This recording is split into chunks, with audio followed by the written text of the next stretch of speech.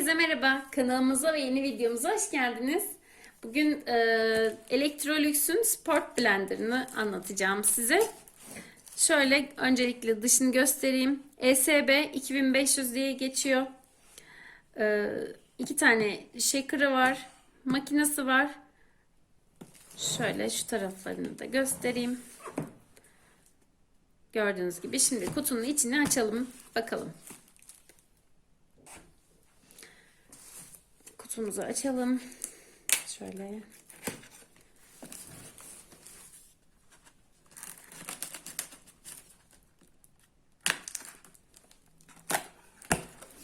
Evet. Kutunun içinden çıkanları göstereyim ben size. Şöyle öncelikle kullanım talimatları çıkıyor. Şunu bir kenara alalım. Daha sonra şöyle biraz yükselteyim ben sizi. Evet, şöyle açalım. Bunun içinde şöyle kapların ağız kısmı var. Daha sonra içinden önce gördüğünüz gibi shaker çıkıyor. İçerisinden 0,6 litre yani 600 mililitre iç haznesi var. Şöyle bıçaklı. Gördüğünüz gibi içini göstereyim. Şöyle blend etmek için olan kısmı burası. BPA free diyor, işte üzerinde kanserojen madde içermiyor. Şöyle bir shaker bu çıktı. Diğeri de içerisinden şöyle çıkıyor.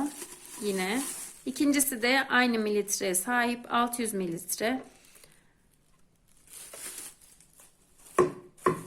Daha sonra bakalım içerisinden şöyle kapak çıkıyor.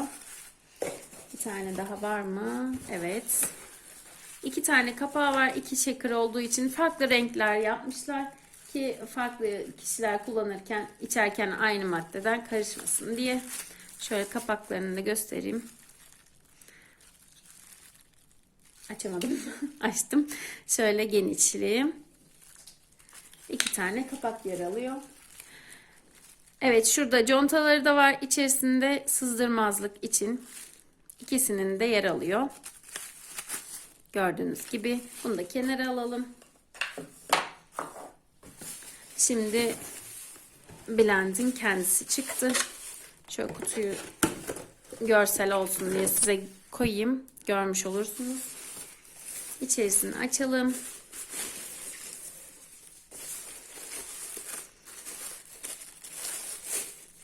Evet, inox rengi inox.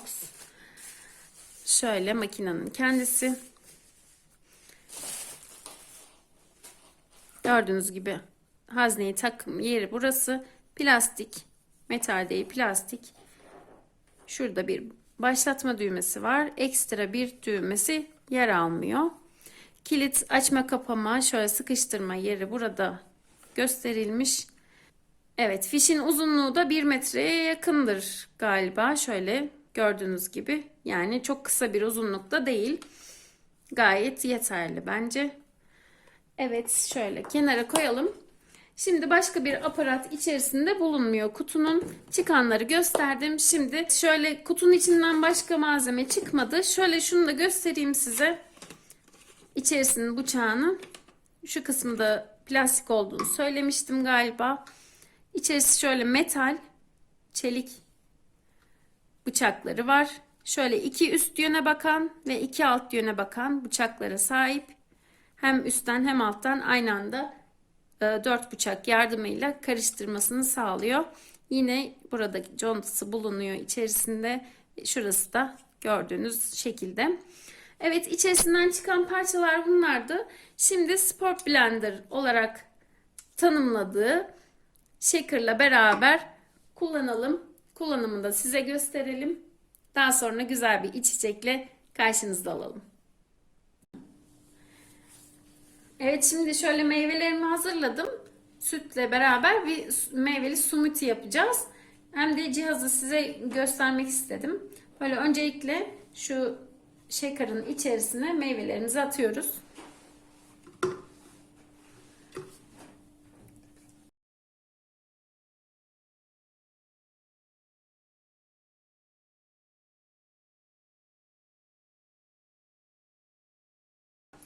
Ben ilk defa denediğimiz için şöyle küçük küçük dilimlere ayırdım ama çileği belki de tam olarak bile yapabilirsiniz. Tabii ki ilk denemede böyle denemek istedim. Şöyle meyvemi attım. Üzerine de sütümü döküyorum.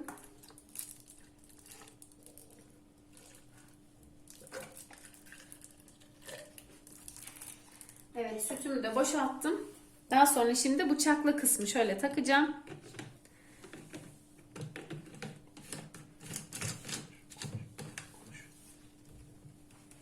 Evet, tamamen taktım. Şimdi çeviriyorum.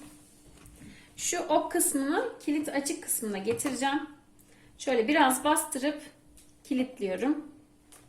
Daha sonra şimdi zaten fişe takmıştım. Çalıştıracağım. 10 saniyede bir 4-5 kere çekmem gerekiyor. İçerisinde yazan tarife göre.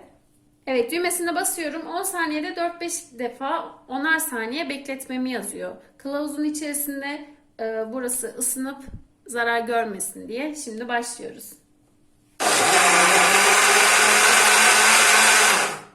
Evet, çekmeye başladı. Bence şu ilk görüşüm çok kuvvetli bir çekimi var.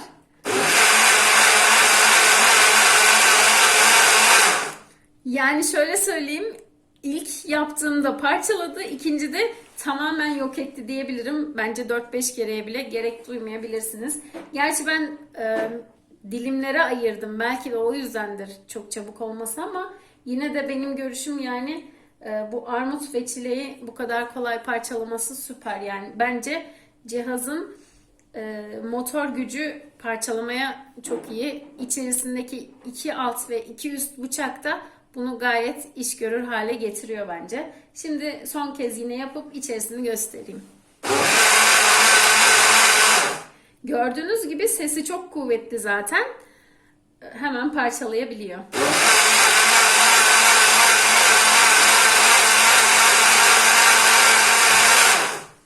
Evet, şimdi 4 kez yapmış oldum. Birisi yarım olsa da. Şimdi içerisini göstereceğim. Biraz bardağı boşaltayım. Kıvamını görün istiyorum.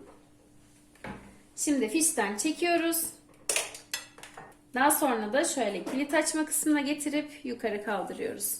Şöyle gördüğünüz gibi kirlenme olmadı, sızma olmadı. Şimdi bardağa dökeyim. Aslında shaker ağızlığını da takabilirim. Ama kıvamını görün istediğim için bardağı boşaltacağım.